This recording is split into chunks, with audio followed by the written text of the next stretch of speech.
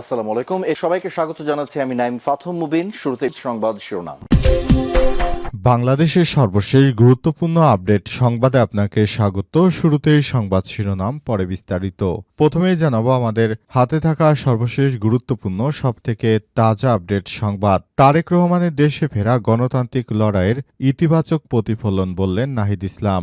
বিএনপির ভারপ্রাপ্ত চেয়ারম্যান তারেক রহমানের দেশে ফেরা গণতান্ত্রিক লড়াইয়ের ইতিবাচক প্রতিফলন বলে মন্তব্য করেছেন জাতীয় নাগরিক পার্টি এনসিপির আহ্বায়ক নাহিদ ইসলাম। আজ গণমাধ্যমে পাঠানো এক বিবৃতিতে তিনি এমন মন্তব্য করেছেন। নাহিদ ইসলাম বলেন, দীর্ঘ ১৭ বছর পর দেশে ফিরেছেন বিএনপির ভারপ্রাপ্ত চেয়ারম্যান তারেক রহমান। একজন বাংলাদেশি নাগরিক ও রাজনৈতিক নেতার নিজ ভূমিতে ফেরার এই অধিকারটি পুনরুদ্ধার আমাদের একটি গণতান্ত্রিক লড়াইয়ের ইতিবাচক প্রতিফলন। এরপর জানাবো জামাত জুলাই যোদ্ধাদের আকাঙ্ক্ষা বাস্তবায়নে প্রতিশ্রুতিবদ্ধ বললেন আব্দুল হালিম। ত্রয়োদশ জাতীয় সংসদ নির্বাচনকে সামনে রেখে ঢাকা ১৫ আসনে বাংলাদেশ জামাত ইসলামের মনোনীত প্রার্থী দলটির আমি ডাক্তার শফিকুর রহমানের পক্ষে মনোনয়নপত্র সংগ্রহ করা হয়েছে। আজ রাজধানীর আগারগাঁওয়ে রিটার্নিং অফিসারের কার্যালয় থেকে মনোনয়নপত্র উত্তোলন করা হয়। এদিকে অবশেষে মায়ের পাশে তারেক রহমান। দীর্ঘ ১৭ বছর পর দেশে ফিরে বেগম খালেদা জিয়াকে দেখতে রাজধানীর এভারকেয়ার হাসপাতালে গেছেন বিএনপির ভারপ্রাপ্ত চেয়ারম্যান তারেক রহমান। সেখানে তিনি বিএনপির চেয়ারপারসন বেগম খালেদা জিয়ার স্বাস্থ্যের সর্বশেষ খোঁজখবর নিয়েছেন এবং তিনি তার বাসার উদ্দেশ্যে রাজধানীর এভারকেয়ার হাসপাতাল থেকে বেরিয়েছেন। এবারে জানাবো নির্বাচনে তারেক রহমানের নেতৃত্বে আমরা জয়ী হব বললেন মির্জা ফখরুল। ২০২৬ সালের ১২ ফেব্রুয়ারি যে নির্বাচন অনুষ্ঠিত হবে সেই নির্বাচনে বিএনপির ভারপ্রাপ্ত চেয়ারম্যান তারেক রহমানের নেতৃত্বে আমরা জয়ী হব বলে মন্তব্য করেছেন বিএনপির মহাসচিব মির্জা ফখরুল ইসলাম আলমগীর। এবং সর্বশেষ জানাবো তেহরানে সশস্ত্র হামলা, সাবেক আফগান সরকারের শীর্ষ পুলিশ কর্মকর্তা নিহত। ইরানের রাজধানী তেহরানে সশস্ত্র হামলায় নিহত হয়েছে সাবেক আফগান সরকার তাখার প্রদেশের পুলিশ প্রধান আকরাম উদ্দিন সারি। তার হত্যার বিষয়টি নিশ্চিত করেছে ইরানের আইনশৃঙ্খলা বাহিনী। একাধিক সূত্রের বরাতে ইরানের আধা সরকারি বার্তা সংস্থা মেহের নিউজ জানিয়েছে, এই নিরাপত্তা কর্মকর্তা তেহরানের ভালিয়াসর স্ট্রিটে নিজের কর্মস্থল থেকে বের হওয়ার পর সশস্ত্র হামলার শিকার হয়েছে। প্রিয় দর্শক, এতক্ষণ শুনছিলেন সংবাদ শিরোনাম, এবারে বিস্তারিত। তবে তার আগে বন্ধুরা অনুরোধ থাকবে এই সংবাদটিতে একটি লাইক দিন। এই চ্যানেলে আপনি নতুন হয়ে থাকলে আমাদের সংবাদটি দেখতে দেখতে চ্যানেলটি সাবস্ক্রাইব করে রাখুন। কমেন্ট করে বন্ধুরা আপনার মূল্যবান মতামত জানিয়ে দিন আপনি বিশ্বের কোন দেশ থেকে বা বাংলাদেশের কোন স্থান থেকে আমাদের সংবাদটি দেখছেন এবং শুনছেন। আর বন্ধুরা সংবাদটি আপনার সোশ্যাল মিডিয়া ফেসবুকে শেয়ার করে বন্ধুদেরও দেখার সুযোগ করে দিন।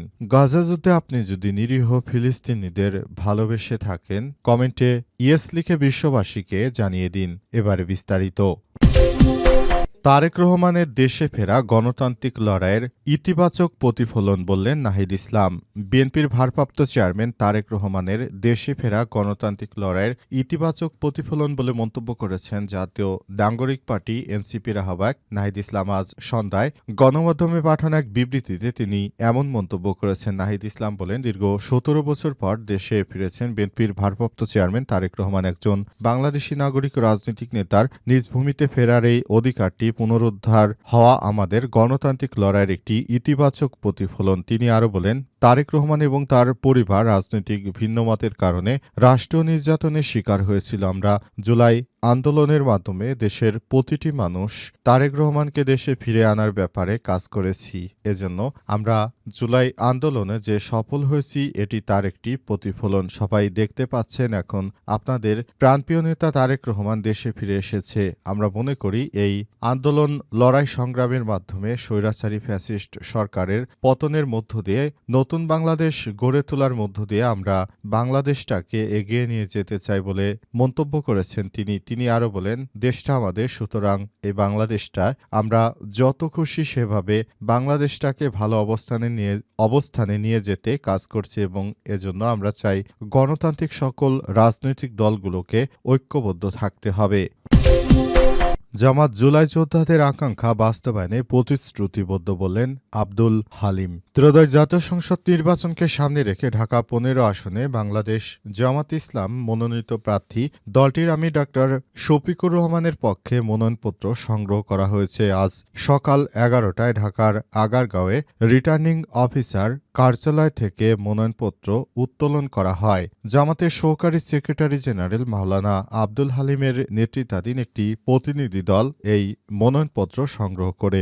এ সময় উপস্থিত ছিলেন সহকারী সেক্রেটারি জেনারেল ও কেন্দ্র প্রচার মিডিয়া বিভাগের প্রধান অ্যাডভোকেট এহসানুল মাহবুব জুবায়ের, কেন্দ্র কর্মপরিষদ সদস্য ঢাকা মহানগর উত্তরের নায়েবে আমির আব্দুর রহমান মুসা, কেন্দ্র মজলিসের শুরা সদস্য জিয়াউল হাসান সহ মহানগর ও থানা পর্যায়ের নেতারা।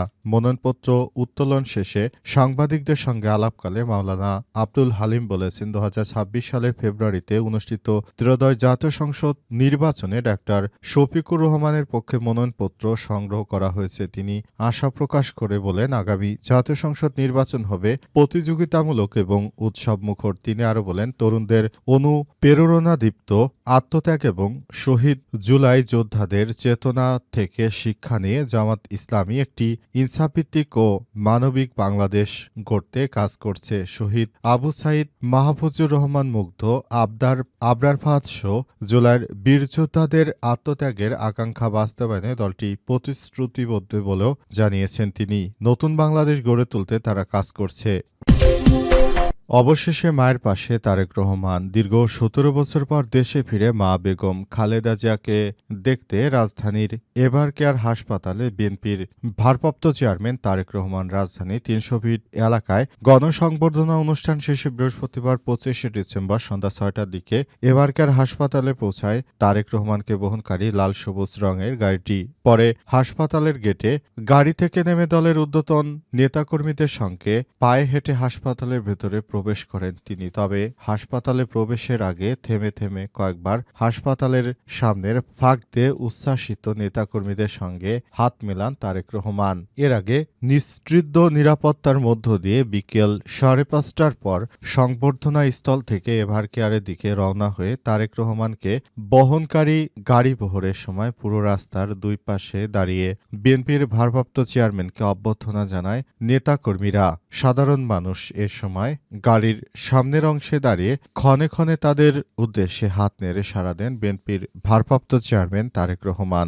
এদিকে বিকাল ৫টা ১০ মিনিটে বিএনপির চেয়ারপারসন সাবেক প্রধানমন্ত্রী খালেদা জিয়ার শারীরিক অবস্থার খোঁজখবর নিতে রাজধানীর এভার কেয়ার হাসপাতালে আসেন বিএনপির ভারপ্রাপ্ত চেয়ারম্যান তারেক রহমান। সেখানে তার মায়ের স্বাস্থ্যের খোঁজখবর নিয়ে অবশেষে বাসার উদ্দেশ্যে রওনা দিয়েছেন বিএনপির ভারপ্রাপ্ত চেয়ারম্যান তারেক রহমান। সে অনুযায়ী তার বাসায় সবকিছু তার থাকার জন্য সবকিছু প্রস্তুত করা হচ্ছে।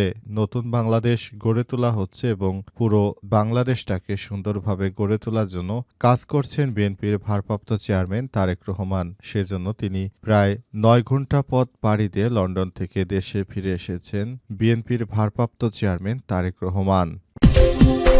নির্বাচনে তারেক রহমানের নেতৃত্বে আমরা জয়ী হব বললেন মির্জা ফখরুল। ২০২৬ সালের ফেব্রুয়ারিতে যে নির্বাচন অনুষ্ঠিত হবে সে নির্বাচনে বিএনপির ভারপ্রাপ্ত চেয়ারম্যান তারেক রহমানের নেতৃত্বে আমরা জয়ী হব বলে মন্তব্য করেছেন বিএনপির মহাসচিব মির্জা ফখরুল ইসলাম আলমগীর। রাজধানীর পূর্বাঞ্চলে তারেক রহমানকে দেয়া গণসংবর্ধনা অনুষ্ঠানে বক্তব্যে সব কথা বলেছেন বিএনপির মহাসচিব মির্জা ফখরুল ইসলাম। বক্তব্যে মির্জা ফখরুল বলেন, ২০২৪ সালের ৫ই আগস্ট তারেক রহমানের নেতৃত্বে আমরা ফ্যাসিস্ট বিদায় করেছি। তারেক রহমানের নেতৃত্বে কঠিন পথ পাড়ি দিয়েছি। তারেক রহমানের নেতৃত্বে ২০২৬ সালে আমরা জয়ী হব। তিনি আরো বলেন, বাংলাদেশের মানুষের পক্ষ থেকে তাকে অর্থাৎ তারেক রহমানকে স্বাগত জানাচ্ছি। দীর্ঘ ১৭ বছর ফ্যাসিস্ট অত্যাচার ও নির্যাতনের বিরুদ্ধে তারেক রহমান দূরে থেকে আমাদের নেতৃত্ব দিয়েছেন, আমাদের গণতন্ত্রের লড়াইকে সামনের দিকে এগিয়ে নিয়ে গেছেন। দীর্ঘ নিপীড়ন ও নির্বাসিত জীবন শেষে আমাদের মাঝে ফিরে এসেছেন তারেক রহমান। এই গণতন্ত্র উত্তরণে সবথেকে কঠিন পথ আমরা পাড়ি দিয়েছি তার নেতৃত্বে। এটা আমাদের অত্যন্ত আনন্দের সংবাদ যে অবশেষে বিএনপির ভারপ্রাপ্ত চেয়ারম্যান তারেক রহমান আমাদের সঙ্গে থাকছে না, নতুন করে তারা আবার সবকিছু করতে চাচ্ছে।